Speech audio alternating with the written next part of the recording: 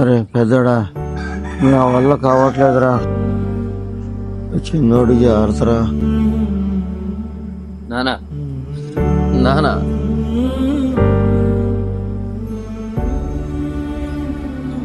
ఈ కార్యక్రమం అయ్యేలోపు నా వాట నాకు తేల్చాల్సిందే. అరే తమ్ముడు, ఏంట్రా ఈ టైంలో?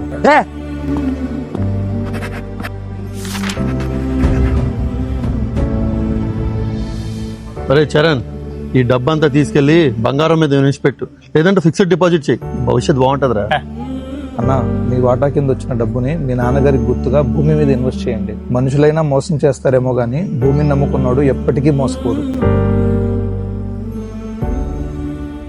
ఎవడో చెప్పే సొల్లు కబుర్లు వినే స్టేజ్ లో నేను లేను. చిన్నతనమే ఏమైపోయే, నన్ను వదిలే నీదే చేయే, అంత కలలాగే కరిగే, కథ కథలకాగే. సార్ అయిపోయింది మన ప్రాజెక్ట్ పని. ఆల్మోస్ట్ నేను 5 నిమిషాలు మీ దగ్గర ఉంటాను. కష్టం వచ్చినా ఇంకో వైపే.